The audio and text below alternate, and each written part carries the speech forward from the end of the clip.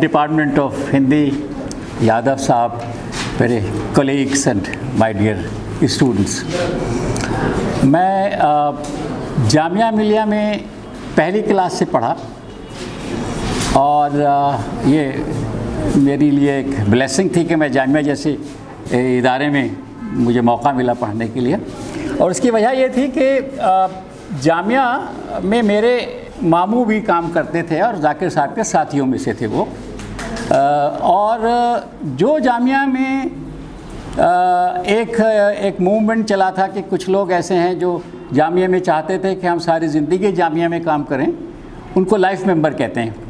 तो life members कुछ सालों के बाद अपने आप को इंडोर्स कराते रहे और वो लाइफ मेंबर बनते रहे। उसमें कंडीशन ये थी कि ये रिटायरमेंट तक जामिया छोड़ के नहीं जाएंगे और 100 रुपये से ज़्यादा तनख्वाह नहीं लेंगे। ये एक ऐसी कंडीशन थी कि जब उस ज़माने में जिसने अगर मास्टर्स किया है तो वो उसको तो बड़े मौके थे कुछ करने के लिए ज़िंदगी में, लेकिन उसने जामिया नहीं छोड़ी और हम उनकी भी बड़ी कदर करते हैं। मैं कल से कुछ मैसेजेस बड़े ज़ोरों पे आ रहे हैं इस पे जामिया से रिलेटेड 103 जो हम बनाए, और उसमें ये भी कह रहे हैं बार बार कि हम बड़े शुक्रगुज़ार हैं फाउंडर्स का जिन्होंने जामिया को कंसीव किया और जामिया बनाई। तो मैंने कुछ लोगों को ये भी लिखा कि कुछ लोग वो भी याद करिए, उन लोगों को भी याद कीजिए जिन्होंने जामिया में काम किया और बेलॉस काम किया, एक ऐसे अंदाज से काम किया कि जिसमें ये नज़र आता था कि हम अपने घर में काम कर रहे हैं। हमने इसीलिए इस पूरी आबादी का जब हम यहाँ आ गए, थोड़ा ब्रीफ में मैं उसमें पास में जाऊँ तो ये बता दूँ आपको कि 1920 में 29 अक्टूबर को जुमे के दिन एक मस्जिद में बैठ के ये तय किया गया कि अंग्रेज़ के ख़िलाफ़ एक इंस्टीट्यूशन बनना चाहिए जिसमें अंग्रेज़ी तालीम नहीं होनी चाहिए, उसमें हिंदुस्तानी तालीम हो या कोई ऐसी तालीम हो जो बहुत स्ट्रॉन्ग तालीम हो, हमें अच्छे हिंदुस्तानी बना के निकाले। और उसमें महमूद हसन साहब, जिनका हमने एक गेट बनाया हुआ है स्कूल का, पहला ही गेट जो स्कूल के सामने, वो महमूद हसन साहब के लिए गेट हमने बनाया, मौलाना महमूद हसन। उन्होंने उसका इनिशिएटिव लिया, कुछ लोगों को मोबिलाइज़ किया वहाँ मस्जिद में बैठ के, और ये तय किया गया कि हम अंग्रेज़ की का जो सिलेबस है यूँ कहना चाहिए वो नहीं पढ़ाएंगे, हम अपना सिलेबस पढ़ाएंगे। और उसी दिन कई नौजवान ऐसे थे जो अलीगढ़ में अपनी डिग्रियों के कोर्स में थे, कोर्स में पढ़ रहे थे, उन सब ने उसी वक्त छोड़ दिया अलीगढ़ को और इस कंसेप्ट को लेके जो बड़ा खूबसूरत कंसेप्ट था उसको ज्वाइन किया उन्होंने। ये एक मिशन मानिए आप, जामिया जो है ये एक मिशन है पूरा, उसको ज्वाइन किया और उसके बाद आहिस्ता आहिस्ता लोगों ने बढ़ना शुरू किया। हमारे फाउंडर्स के भी नाम आप लोगों को मेरे ख्याल में पता होंगे, बहुत सारे जो नाम है फाउंडर्स के। ख़ास तौर से ये भी देखिए हमारी सड़क का नाम भी मौलाना मोहम्मद अली जौहर है, तो वो भी he was one of the founders, उनके भाई भी और ऐसे बहुत सारे लोग, तो उनको मैं फाउंडर्स कहता हूँ। और उसके बाद जो टीचर्स आए जामिया में जिन्होंने पढ़ाया, उनको मैं मेकर्स ऑफ जामिया कहता हूँ, इसलिए कि जिन टीचर से मैंने पढ़ा वो ज़्यादातर उनमें वो टीचर्स थे जो फर्स्ट लेयर के टीचर्स थे जामिया में। क्या डेडिकेशन था उनमें, किस तरह से उन्होंने अपने घर बार छोड़े, एजुकेशन में कहीं से कहीं जाके कुछ ना कुछ कर सकते थे, फिर भी जामिया को उन्होंने अपनाया और बहुत अच्छे अंदाज से जामिया में पढ़ाया उन्होंने। ये हमेशा याद हमको रखना चाहिए। अभी आज तो एक तो मैं ये सोच रहा था कि जब सर बात कर रहे थे कि मुझे पहले से अगर पता होता तो मैं शायद एक पावर पॉइंट प्रेजेंटेशन बना के लाता, जिसमें मैं आपको विजुअल्स दिखाता जामिया के, यानी जिसमें आपको ये अंदाज़ा होता है किस तरह के लोग थे और किस तरह की जामिया थी और क्या क्या किया है। अभी जी हाँ ज़रूर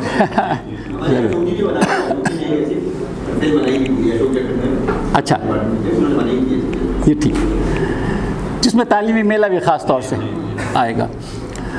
तो अभी एक किताब पे हमने काम ख़त्म किया है, प्रिंटिंग भी ऑलमोस्ट हो ही गई है उसकी। उसका नाम है दयार शौक़। वो किताब वो है जिसमें हमने जामिया से मुख्तलिफ़ पुराने साथियों से, प्रोफेसर साहिबान से, रिटायर्ड भी लोगों से अब उनके जो तजर्बात थे इस जामिया से मुताल्लिक़, उनसे रिलेटेड, उन सब को जमा किया हमने और फिर हमने एक किताब तैयार की।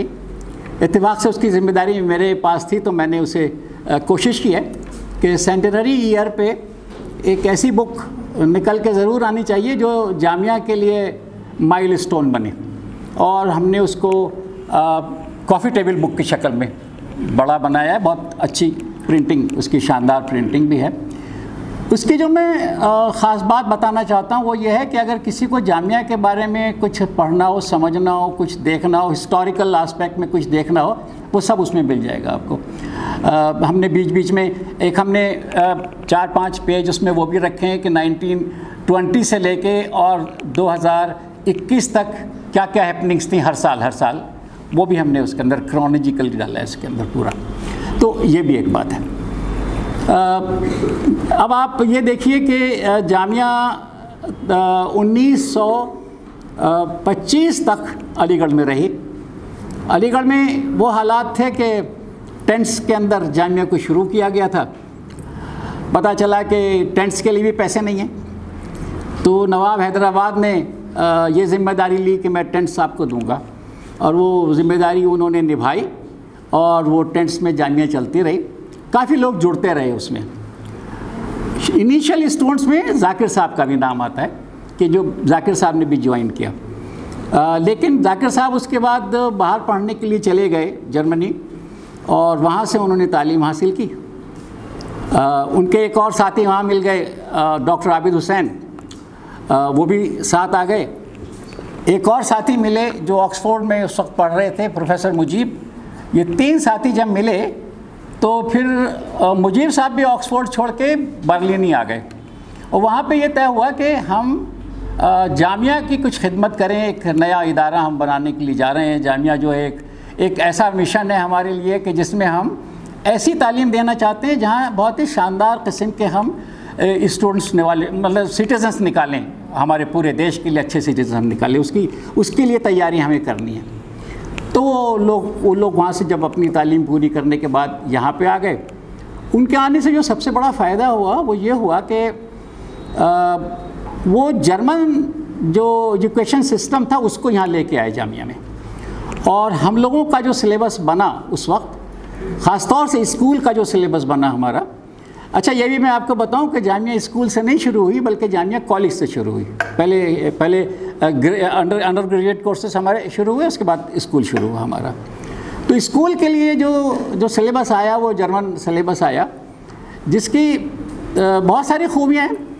एक अच्छी खूबी उसकी ये भी है कि वो प्रोजेक्ट मेथड सिस्टम पे काम करता है। प्रोजेक्ट मेथड सिस्टम जो है वो एक ऐसा सिस्टम है कि जिसमें आप स्टूडेंट्स को बड़ा कुछ प्रैक्टिकल करना सिखाते हैं, जिम्मेदारियां सिखाते हैं उनके अंदर, और उन जिम्मेदारियों से उसमें कॉन्फिडेंस जागता है स्टूडेंट्स में। तो वो शुरू किया गया स्कूलों में। वहाँ से जामिया को ऐसा लगा कि अलीगढ़ में तो बहुत पनप नहीं पाएगी जामिया, बहुत छोटी जगह है हमारे पास, रिसोर्सेज भी कम है। तो हकीम अजमल ख़ान ने फिर ऑफ़र दिया। हकीम अजमल ख़ान एक बड़ा नाम है, हमारे फाउंडर्स में से एक हैं जामिया के, जो दिल्ली में उनका एक बहुत बड़ा नाम था उस ज़माने में, और ज़ाहिर है वो बड़े हकीम थे, तो पैसा वैसा भी था, तो उन्होंने बड़ी हेल्प की जामिया की। तो यहाँ बुला लिया उन्होंने करौल बाग में, और करौल बाग में 1925 से और 35 तक जामिया करौल बाग में ही रही। ये 10 साल काफ़ी मुश्किल थे। किराए की बिल्डिंग्स में हम लोग रहते थे। उसका ख़र्चा उठाना बड़ा मुश्किल काम था कि हम किराए की बिल्डिंग्स में रहें और ख़र्चे भी उठाएं, और छोटे मोटे जो डोनेशंस आते थे उससे जामिया चलती रहती थी। उसके बाद ये हुआ कि इसको एक बड़ी जगह पे लेके जाया जाए, खुली जगह पे लेके जाए, शहर से बाहर निकालें। तो फिर जाकिर साहब और साथी सारे ओखला आए। ओखला दिल्ली का पिकनिक स्पॉट होता था असल में। यहाँ पे दिल्ली के, और दिल्ली भी कितनी थी, एक जो थी वो थी पुरानी दिल्ली, और एक थी महरौली। महरौली के पास कह सकते हैं छोटी सी जगह बदरपुर थी। ये दिल्ली थी सारी। तो वो लोग सारे पिकनिक करने जमुना पे आते थे। जमुना बड़ी खूबसूरत जगह का नाम था। यानी मैं ये समझता हूँ कि इतनी खूबसूरत थी जमुना कि आज मुझे शर्म आती है वहाँ जाते हुए भी।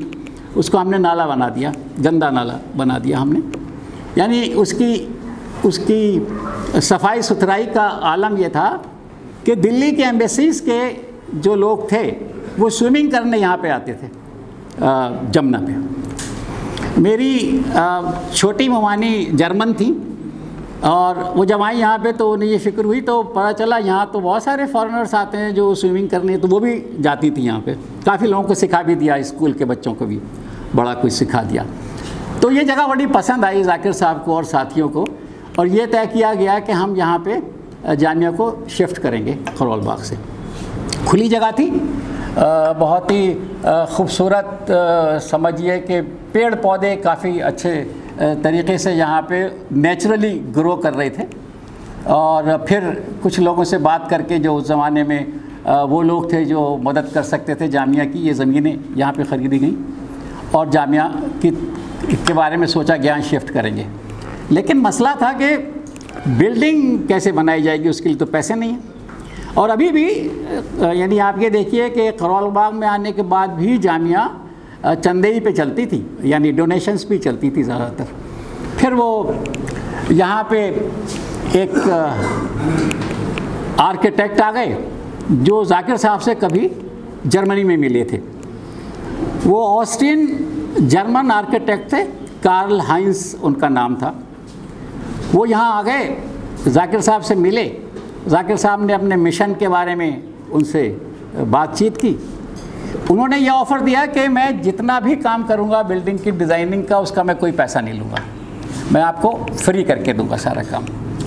और उन्होंने वो काम शुरू कर दिया। बड़ी शख्सियत अजीब सी थी, बहुत ही मूडी से एक इंसान थे। मूड है तो काम करेंगे, मूड है तो काम नहीं करेंगे, लेकिन बहुत हार्ड वर्किंग थे। वो जो जर्मन स्टाइल होता है उस स्टाइल के वो इंसान थे। मेरे मामू बताया करते थे मुझे, मेरे जो मामू थे उनके साथ। अच्छा, यहाँ एक बात ये भी बता दूँ आपको कि ऐसा कुछ नहीं था कि आपका अपॉइंटमेंट टीचिंग के लिए हुआ है तो आप टीचर ही बन के रहेंगे हमेशा। उसमें यह था आपकी यानी स्किल्स को देखा जाएगा और आपको और भी जिम्मेदारियाँ दे दी जाएंगी। तो उसमें उनको वो भी जिम्मेदारी दी गई कि आप हाइंस के साथ भी असिस्ट कीजिए। तो बाकी पढ़ाना तो था ही, ये भी था। तो फिर हाइंस के साथ वो रहे। बताया करते थे कि वो काम करते करते जब उन्होंने जो बना के दिया नक्शा, उसमें उसने जो कारपेंटर था उसने कहा कि नहीं बनाया उसने वैसा जैसा वो चाहते थे। तो उसने कहा कि उन्होंने कहा कि तुमने ऐसे नहीं बनाया। तो उसने कहा कि नहीं, वो बन नहीं सकता। तो उसने कहा भाई क्यों नहीं बन सकता? कहा कि आपको बोलना आता है, कोई बनाना थोड़ी आता है, बनाना तो हमको आता है। तो सुना, उन्होंने उनको पुश किया एक तरफ, आप हटिए, और फिर उन्होंने ख़ुद बना के दिखाया। उनको रंदा भी चलाना आता था, आरी भी चलानी आती थी, सब कुछ चलाना आता था। तो ये एक ट्रेनिंग थी जर्मन, वो हम लोगों ने वो भी सीखा। या मैं अभी आगे जब बात करूँगा स्कूल की, आपको वो बताना चाहूँगा, शेयर करना चाहूँगा। अब था यहाँ पे ये कि जो टीचर्स अपॉइंट किए गए, जैसे मेरे मामू का जब अपॉइंटमेंट यहाँ पे हुआ तो प्राइमरी टीचर की पोस्ट पे अपॉइंटमेंट हुआ। उनको ये बता दिया गया कि आप ये देख लीजिए, 15 रुपये तो तनख्वाह मिलेगी आपको, और रहने को कमरा मिलेगा। खाना खाने के लिए यहाँ पे वो है मैस है हमारा, जिसको हम मतबख कहते थे, मतबख वो है यहाँ पे, उसमें खाना खाइए। धो भी है, कपड़े धो देगा, तो वो खर्चे नहीं होंगे, लेकिन तनख्वाह 15 रुपये मिलेगी। तो उनके साथ ये था कि उनके यानी मेरे नाना की डेथ हो गई थी जब वो 8th क्लास में थे, मामू। तो उनकी डेथ हो गई, तो उनके पास जिम्मेदारियाँ उनके वालदा की और उनके 6 बहन भाइयों की थी, 5 बहन भाइयों की थी। जब 3 महीने गुजर गए तो वो गए वहाँ वाइस चांसलर्स ऑफिस में। वाइस चांसलर ऑफिस जो था वो होता था जो पहले डिस्पेंसरी थी जामिया की, जहाँ मकतबा जामिया है, फाइन आर्ट्स के साथ में। उसको लाल दफ्तर कहते थे हम लोग। वो रेड कलर में था, यानी वो जो टेराकोटा कलर होता है उसमें। तो वहाँ पे ऑफिस था वाइस चांसलर का, यानी जाकिर साहब वहाँ बैठते थे। नीचे दरी बिछी होती थी और नीचे वाला डेस्क होता था और उस पर जाकिर साहब बैठते थे, वाइस चांसलर। और 1-2 लोग और साथ में। तो ये गए 3 महीने के बाद ये कहने के लिए कि भाई मुझे तो कुछ पैसे चाहिए होंगे घर भेजने के लिए। तो उन्होंने कहा भाई पहले हमने आपसे ये कहा था तनख्वाह मिली नहीं मिली, पैसे आएंगे तो मिलेगी, नहीं तो नहीं मिलेगी। खैर उनका भाई डिपेंडेंस है, मुझे उनके लिए चाहिए। तो उन्होंने पूछा भाई ख़जाने में कितने पैसे हैं। अब ख़जाना इतना बड़ा नाम है सुनने में, तो उस ख़जाने में 15 रुपये निकले। तो 15 रुपये में से 10 रुपये उनको दे दिए गए कि आप काम चलाइए इससे।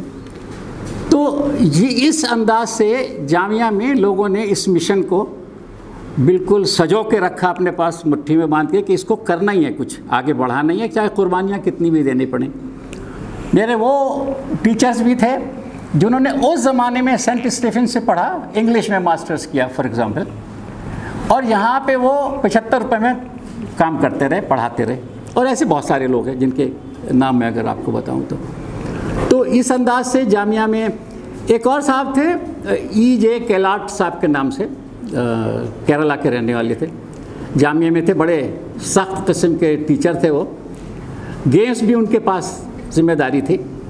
अगर टीम जीत के आती थी तो वो दूध जलेबी खिलाया करते थे, और हार के आती थी तो 10 चक्कर लगवाते थे ग्राउंड के। ये जहाँ पे आज हमारा स्पोर्ट्स कॉम्प्लेक्स है ना, इसका नाम था भोपाल ग्राउंड, इसलिए कि ये नवाब भोपाल ने हमें डोनेट की थी ज़मीन, जितनी ज़मीन ये वाली है। तो उसके चक्कर लगवाते थे।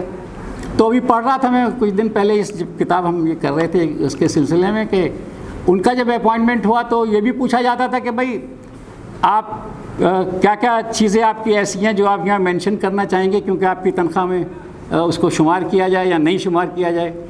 तो उन्होंने बहुत सारी बातें बताई गेम्स के बारे में, इसमें उसमें। उनकी तनख्वाह मुकर्रर की गई 40 रुपये। उन्होंने साथ में यही बताया कि एक बात और भी है साहब, वो भी मैं आपको बता दूँ, मैं विस्की भी पीता हूँ शाम को। तो कहा भाई तो ये तो बड़ा ख़र्चा हो जाएगा, तो फिर तो आप जामिया में नहीं रह पाएंगे। तो उन्होंने कहा नहीं साहब, आप वो मैं ख़र्चा उठा लूँगा, लेकिन आप जामिया में रखिए मुझको। मैं ये भी बताना चाहता हूँ कि कितने खुले दिमाग के लोग थे उस ज़माने में। विस्की एक पर्सनल मामला था उनका बिल्कुल, जिसको वो बीच में नहीं लेके आए, बिल्कुल जामिया लेके नहीं आए। ऐसे बहुत सारे लोग और भी जामिया में थे। मेरे एक और टीचर थे, बहुत अजीज़ टीचर मुझको, M.N. त्यागी साहब, जिन्होंने गालिब का स्टैचू बनाया जो मेन कैंपस में। वो मेरे उस्ताद थे, बड़े मोहतरम उस्ताद। बुलंदशहर के पास एक छोटी सी जगह है, समझिए, वो उसके राजा कहलाते थे वाकई राजा उस ज़माने में। और वो उस ज़माने में जोंगा गाड़ी मेंटेन करते थे। जोंगा गाड़ी आर्मी की गाड़ी थी, अमेरिकन आर्मी की गाड़ी, जो जीप से बड़ी होती है, पेट्रोल से चलती थी। तो सोचिए कितना ख़र्चा होता होगा उसमें। उनका काम ये था कि जब वो टीचर्स कॉलेज से चले और यहाँ इस जामिया स्टोर कहलाता था, तो यहीं पे सब दुकानें थी। यहाँ आए तो जो भी बच्चे मिले उन्हें बैठाया उस रूट के और ले गए। ऐसे सुबह को भी लेके आते थे। वो जब सुबह आते थे तो एक पैक के साथ आते थे, वरना वो नहीं आते थे, काम नहीं होता। अब आर्टिस्ट हैं भाई, तो ज़ाहिर मूड चाहिए होता है उसके अंदर, बगैर मूड के तो काम नहीं होता। यानी बड़ी मिसालें हैं ना, वो सिगरेट नहीं पीता तो आर्टिस्ट कैसे वो, और वो अगर ड्रिंक नहीं करता तो आर्टिस्ट कैसे वो, ऐसे बहुत सारी बातें हैं। तो एक दिन किसी ने प्रिंसिपल साहब से जाकर कंप्लेंट कर दी। प्रिंसिपल साहब बहुत ही शानदार किस्म की एक शख्सियत का नाम था डॉक्टर सलामतुल्लाह। डॉक्टर सलामतुल्लाह एजुकेशन में एक इंटरनेशनली नोन नाम था, इतना बड़ा नाम था उनका। अमेरिका से पढ़ के आए थे उस ज़माने में, बहुत ही उसूलों के पाबंद, बहुत ज़्यादा उसूलों के पाबंद। मुझे याद है वो हमारी क्लास प्रिंसिपल्स ऑफ एजुकेशन की क्लास लेने टीचर्स कॉलेज से आते थे, फाइन आर्ट्स, ये अच्छा खासा फासला है, हमेशा पैदल आते थे। जामिया में 3 गाड़ियाँ होती थी, एक उसमें से एक गाड़ी टीचर्स कॉलेज के प्रिंसिपल के लिए भी थी। वो ये कहते थे जामिया में ये गाड़ी इस्तेमाल करने के लिए मुझे नहीं दी गई है, ये मुझे बाहर के लिए दी गई है, जब मैं कहीं बाहर मीटिंग में जाऊंगा तब मैं इसको इस्तेमाल करूंगा। वो एथिक्स हैं लोगों की ज़िंदगी में, हमने भी यही सीखी। क्लास उनकी 11 बजे शुरू होती थी, 11 बजने में 3 मिनट पे वो आपको बाहर खड़े मिलेंगे।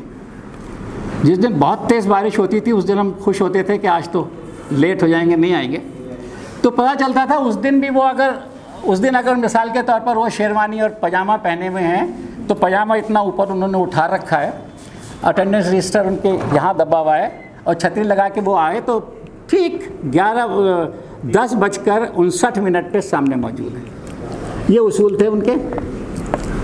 और जब उनका नाम आया, एक छोटी सी चीज़ मैं और भी उसमें शेयर कर लूँ, तो बीएड जामिया मिलिया का नंबर 1 था, समझिए हमारे देश में नंबर 1। तो बड़ी सिफारिशें आती थी। मिसिस गांधी ने अपने ड्राइवर की बेटी की सिफारिश की, इंदिरा गांधी ने, वो सिफारिश यहाँ पे आ गई।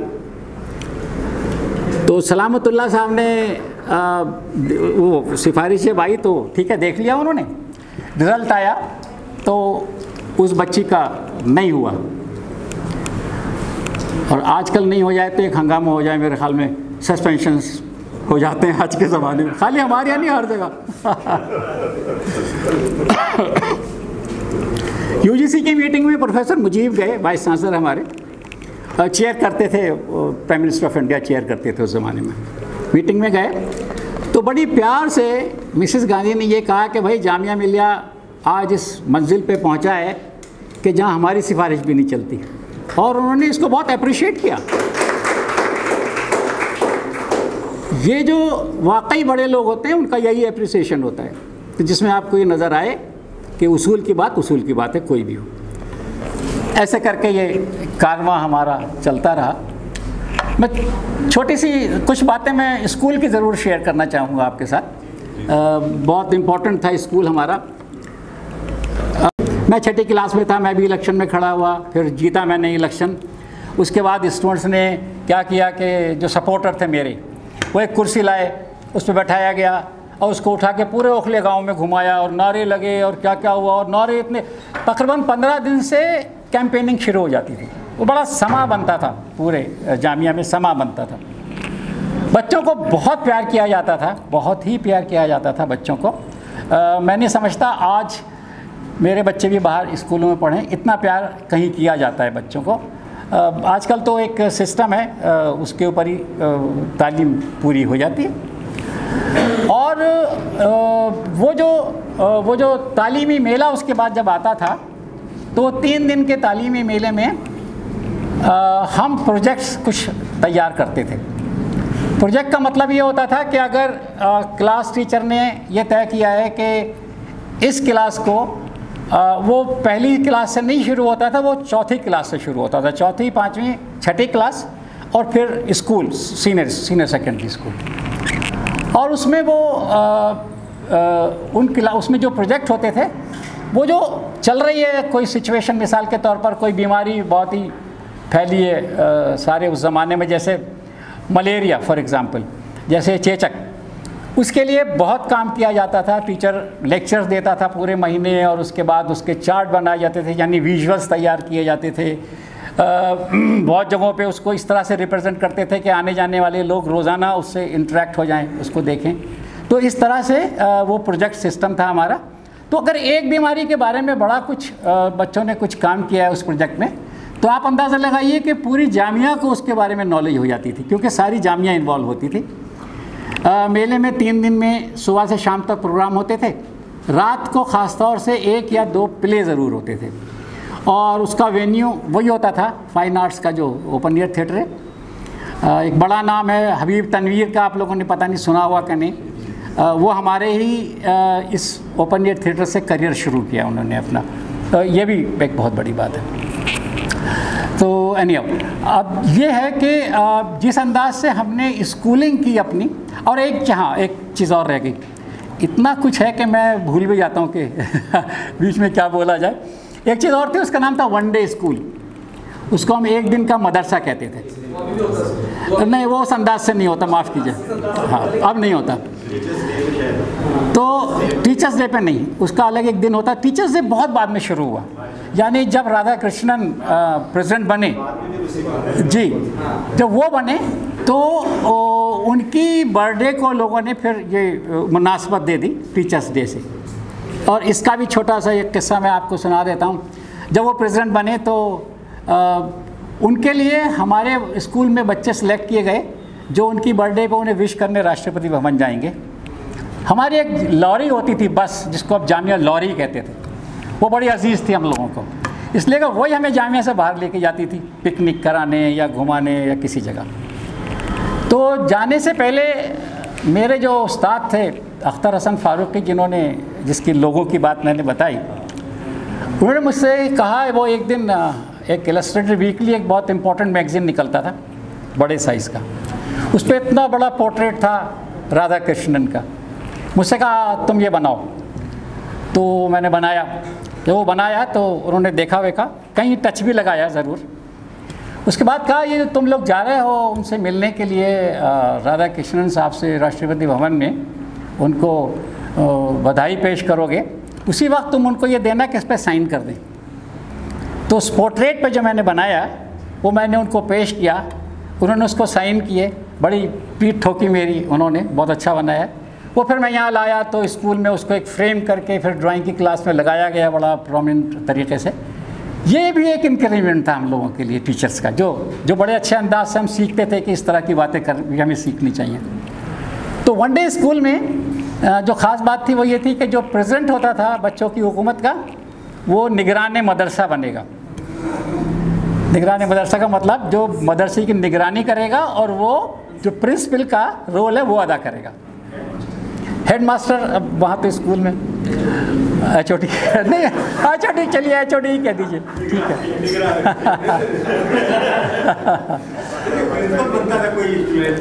जी। और जो वज़ीर आज़म होगा वो उसके साथ असिस्ट करेगा उसको। वहीं सीनियर क्लास के बच्चे जो जिस सब्जेक्ट में जो अच्छा होगा वो जूनियर क्लास को पढ़ाएगा, यानी उसको मैथमेटिक्स बहुत अच्छा है 6th क्लास वाले का, तो वो 5th या 4th या 3rd के बच्चों को पढ़ाएगा। और ये कंपलसरी था कि एक भी टीचर कैंपस में नज़र नहीं आना चाहिए, बिल्कुल नो टीचर। तो अब आप ये देखिए कि आज तो किसी भी तरह से टीचर कहीं ना कहीं मौजूद रहता ही है, जाता ही नहीं, पता नहीं क्यों नहीं समझता कि इन बच्चों को इतनी बड़ी जिम्मेदारी दी जा सकती है। पर हमारे ऊपर कॉन्फिडेंस था उन लोगों को, और यही कॉन्फिडेंस की वजह थी और उसकी एक अच्छी पब्लिसिटी होती थी। ओल्ड दिल्ली से बहुत लोग आते थे वन डे स्कूल में शिरकत करने के लिए। बहुत सारे लोग वो थे जो स्कूल्स जिनको हम इनवाइट करते थे, DPS या कैम्ब्रिज स्कूल या इस तरह के जितने स्कूल हैं हमारे सामने ही बने, ये सारे जितने भी हैं, इनके स्टूडेंट भी हमारे यहाँ आते थे। और ख़ास तौर से मेले में एक इवेंट हमारा होता था गांधी ट्रॉफी के मुकाबले, उसमें हम दिल्ली के बहुत स्कूल्स को इनवाइट करते थे। तो शाम को वो वन डे स्कूल जो है वो शाम को ख़त्म हुआ तो उस वक्त हमें कैंप फायर एक करवाया जाता था। जज़ाकल्लाह, थैंक यू वेरी मच। माफ़ कीजिएगा थोड़ा सा। गांधी जी ऐसे आ जाते थे जामिया में कि खबर ये आई, बहुत कुछ था नहीं बना, सिर्फ ये 2 बिल्डिंग्स बनी हुई थी जो स्कूल की आमने सामने की बिल्डिंग है। तो पता चला कि किसी ने खबर दी कि वो गांधी जी आ रहे हैं, वो ओखला मोड़ से पैदल चल के आ रहे हैं। तो ओखला मोड़ से पैदल चल के आ रहे हैं तो सारे बच्चे और टीचर भागे, तो रास्ते में उनको पकड़ा गया, वो चल के आ रहे हैं। तो जो साहब उस काफ़िले में शामिल थे उन्होंने मुझे ये बताया कि हम दौड़ रहे थे, वो चल रहे थे। तो इस अंदाज से चलते थे गांधी जी। वो हयात हैं अभी जिन्होंने मुझे ये किस्सा सुनाया। खैर, तो वो गांधी जी का अपना एक अंदाज़ था, नेहरू जी का अपना एक अंदाज़ था।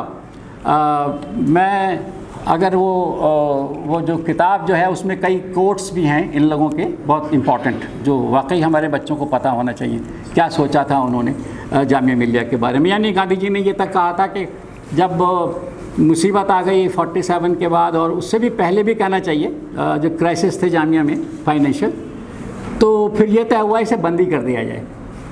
तो जब उन्हें खबर की गई तो उन्होंने कहा कि नहीं, मैं हाथ में एक प्याला लूँगा और घर घर जाऊंगा, लोगों के पास जाऊंगा, चंदा जमा करूंगा, जामिया बंद बिल्कुल नहीं होगी।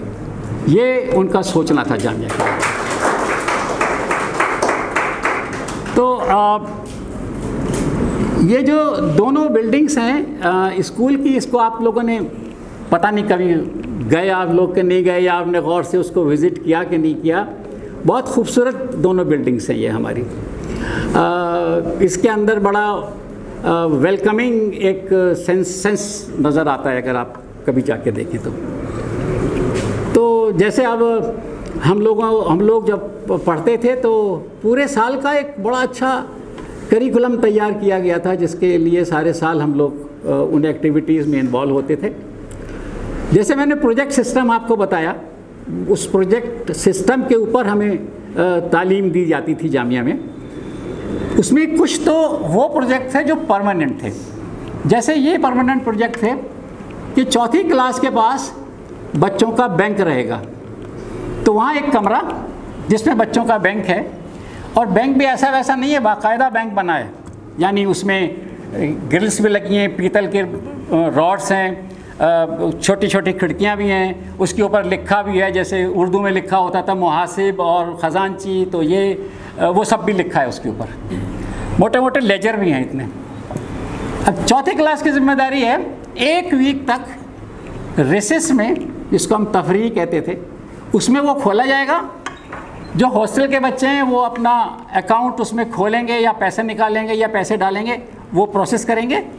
और उसके बाद जब स्कूल ख़त्म हो जाएगा तो जो टीचर इंचार्ज है चौथी क्लास का, वो आके उन तीनों बच्चों के साथ बैठ के ये चेक करेगा कि आज की रिपोर्ट क्या है, क्या आया क्या गया, और सही से एंट्री की गई कि नहीं की गई। ये चौथी क्लास के बच्चों को जिम्मेदारी दी जाती थी। तो आप सोचिए कि उसमें कितनी बड़ी जिम्मेदारी बढ़ जाती थी ये सब कुछ करने के लिए। फिर 5वीं क्लास में जब हम आए तो एक और ज़िम्मेदारी हमको दी गई, और वो थी कि बच्चों की दुकान, यानी जिसमें स्टेशनरी मिलेगी आपको सारी, वो खुलती थी। उसमें भी वो 3-4 बच्चे उसमें होते थे। वो चारों बच्चे रेसेस में किसी को पेंसिल लेनी है, इरेज़र लेना है, कॉपी लेनी है, कुछ लेना है, वो सारा होगा, उसका भी हिसाब बच्चे अपने पास रखेंगे। फिर एक और ज़िम्मेदारी थी जो 6th क्लास के लिए होती थी। 6th क्लास में जो रेफ्रेशमेंट का जो कॉर्नर था हमारा, उसे ख्वांचा हम लोग कहते थे। उसमें आपको चीज़ें मिलेंगी छोटी छोटी से खाने पीने की, वो बच्चे ख़रीदेंगे, उनको पेमेंट करेंगे, उसका हिसाब भी स्टूडेंट्स अपने पास रखेंगे। 6ठी क्लास में एक और प्रोजेक्ट था हमारा, उसका नाम था बागबानी, जिसको आप एग्रीकल्चर कह सकते हैं। जहाँ ज़ाकिर हुसैन का मज़ार है आजकल, यहाँ पे बहुत बड़ी ज़मीन थी, तो उसमें 2-2 बच्चों की ज़िम्मेदारी थी, अपनी अपनी क्यारी बनाएंगे। वो क्यारी बनाने के बाद वो उसमें जैसे क्यारी तैयार करने के तरीक़े सब सिखाए जाएंगे। बीज कौन सा डालेंगे तो उसको कितना टाइम देना है, पानी कैसे देना है, उसकी सारी तैयारी आप सीखेंगे, और उसके बाद मुस्तकिल आप उसको लुक आफ्टर करते रहेंगे। अब मिसाल के तौर पे सब्ज़ी हमारी तैयार हो गई, वो गाजर है या मूली है या पालक है, जो भी है, तो वो हमने उसमें से निकाला, काटा, एक बड़ी टोकरी में उसको रखा, और 2-2 बच्चे उसको लेके चले और ओखले गांव में जाके आवाज़ लगाई। और आवाज़ जब लगाई तो लोग निकल के आए हमारा ये ख़रीदने के लिए।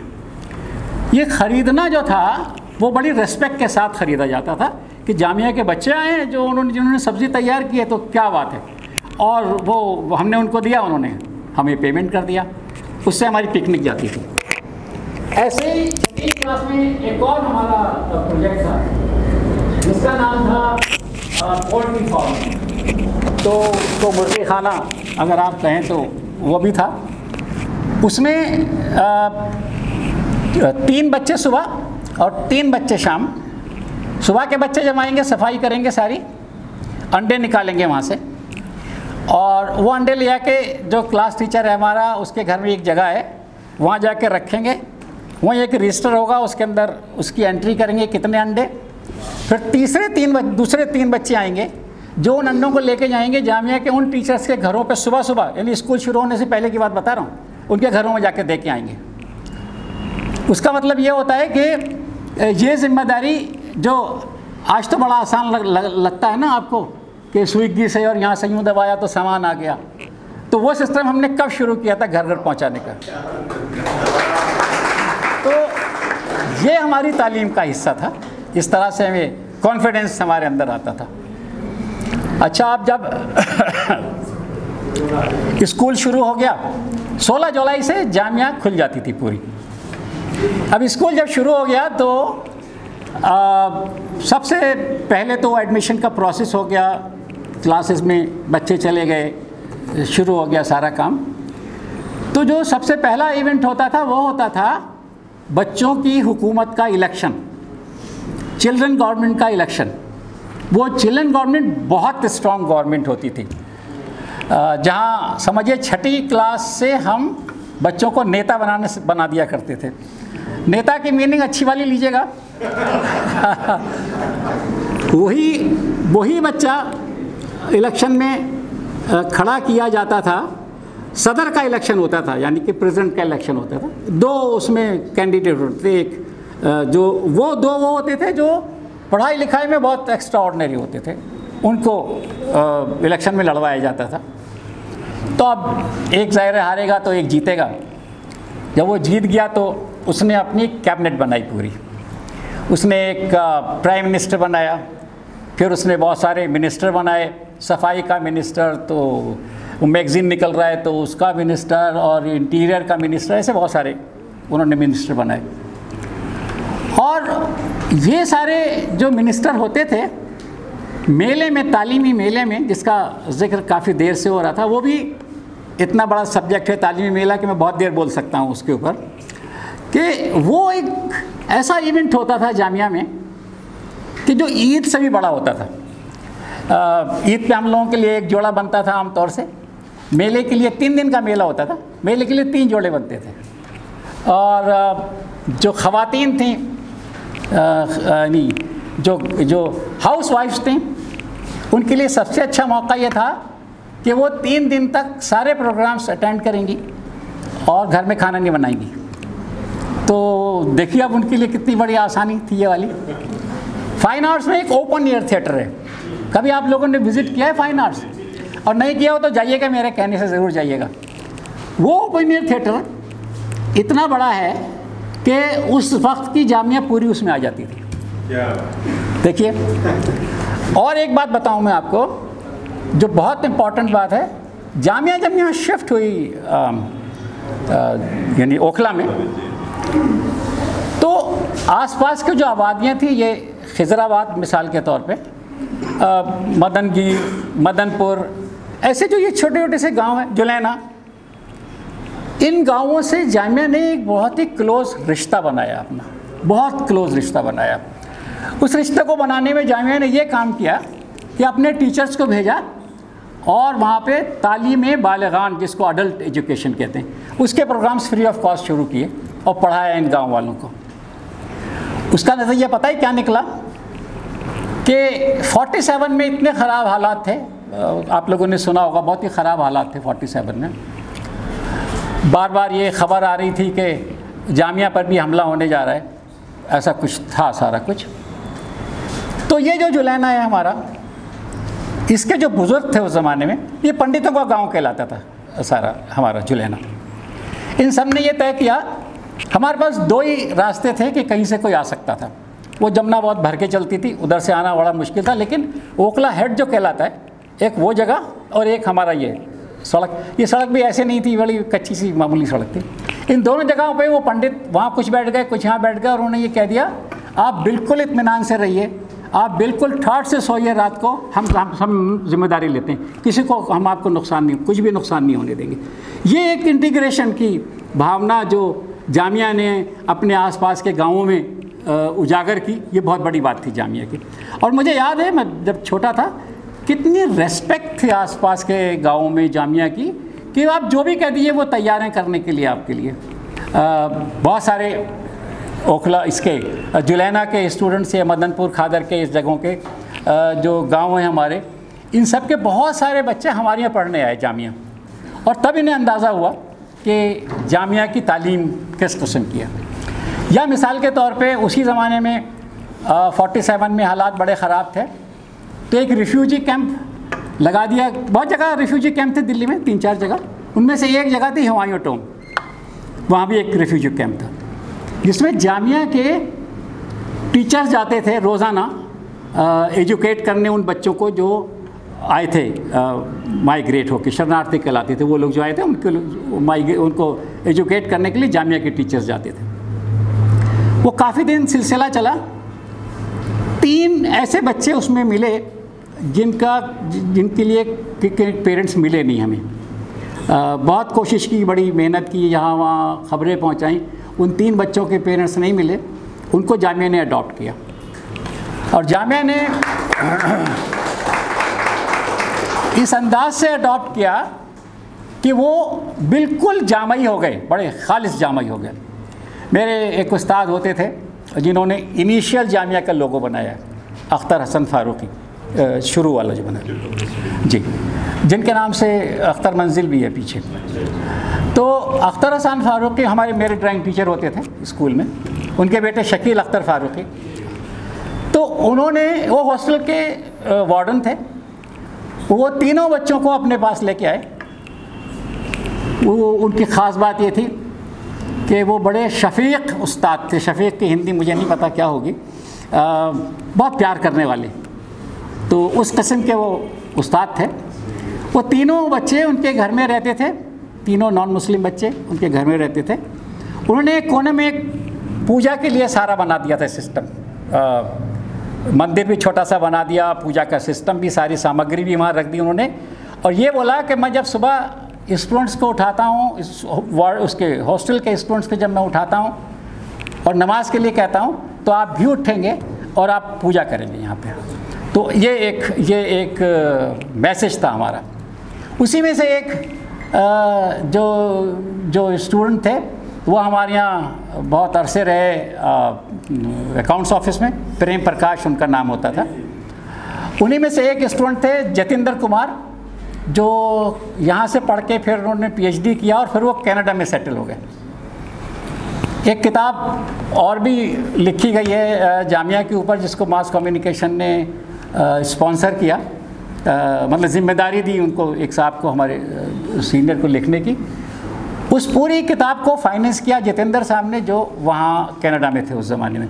और जितेंद्र साहब से अगर आप मिलते या इन तीनों में से किसी से मिलते, मिसाल के तौर पे अगर आप प्रेम प्रकाश साहब से मिलते, तो उन्होंने जामिया कॉलेज में जब एडमिशन लिया तो इस्लामियात और हिंदू एथिक्स दो ऑप्शंस थे हमारे पास। तो उन्होंने इस्लामियात को ऑप्ट किया। और जो कमाल किया उन्होंने वो ये किया कि इस्लामियात में टॉप किया उन्होंने। उनकी बिटिया को हमने पढ़ाया, फिर और भी बच्चे उनके यहाँ पढ़ते रहे। ये ऐसी मिसालें हैं जामिया की जो इस बात को हमें सिखाती हैं कि ये जो सेकुलरिज्म है, जो एक दूसरे के साथ प्यार की भावना है, वो हमारे अंदर कायम रहनी चाहिए हमेशा।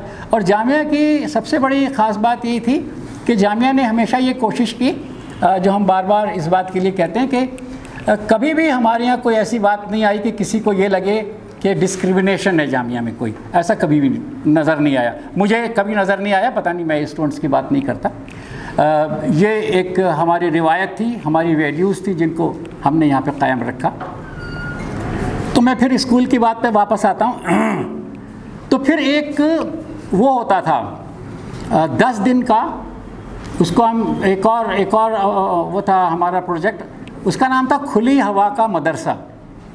तो हम जामिया छोड़ के कहीं बाहर जाते थे और 10 दिन हमारी क्लास वहीं होती थी। जैसे मिसाल के तौर पर सूरजकुंड नया दुनिया के सामने आया था, छुपा हुआ था वो जंगल में, तो फिर डिस्कवर किया गया, वहाँ हमारा कैंप लगा फॉर एग्ज़ाम्पल।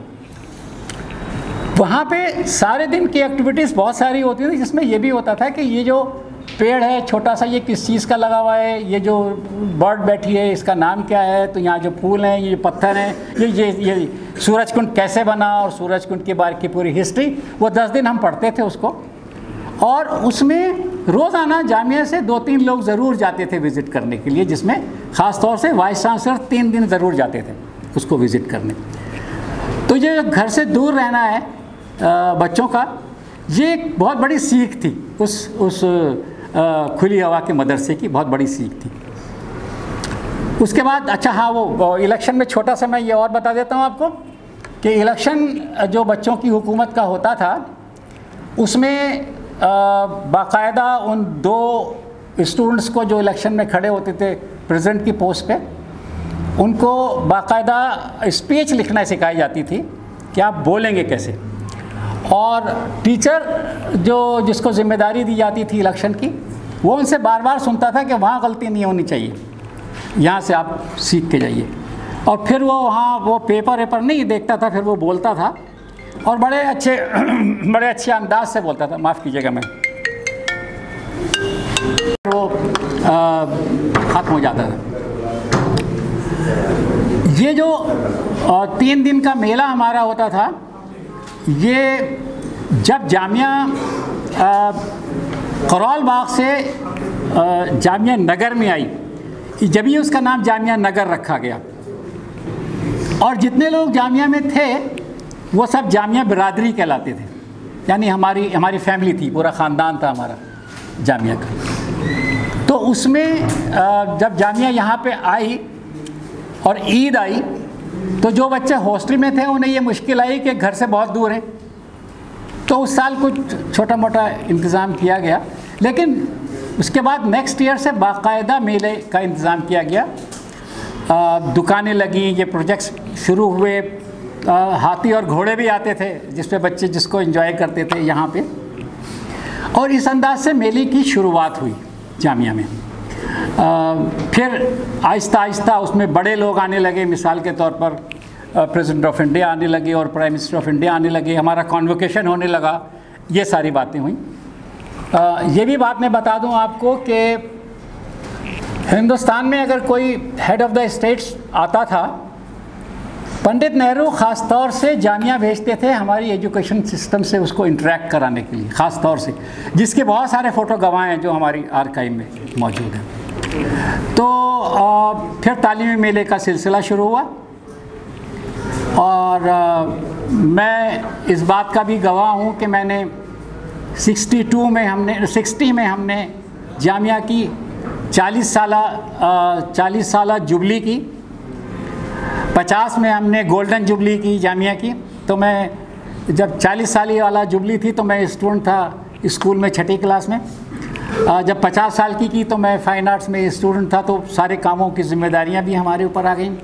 फिर 95 की जब हमने की प्लेटिनम जुबली जामिया की, तो मैं ही उसका ज़िम्मेदार था बहुत सारी चीज़ों का जो यहाँ पर ऑर्गेनाइज़ किया गया। 100 साल के लिए थोड़ा रह गया मैं तो नहीं हुआ। बहरहाल हमने जामिया में 7 दिन के मेले किए। मेले में आप ये देख लीजिए कि तकरीबन 103 और 107 इवेंट होते थे, तकरीबन 30 वेन्यूज़ के ऊपर, और उन 30 वेन्यूज़ पे कंट्रोल करना एक बहुत बड़ा चैलेंज होता था, तो जो हम करते थे। अभी भी देख रहा हूँ इस साल थोड़ा अच्छा लग रहा है मुझे देख के कि 5 दिन के लिए एक्टिविटीज़ है, भले ही वो सेंट्रली नहीं है, लेकिन कम से कम डिपार्टमेंट्स में तो हैं, स्टूडेंट्स को कुछ तो देखने को मिल रहा है। तो 103वें साल की मुबारकबाद सबको।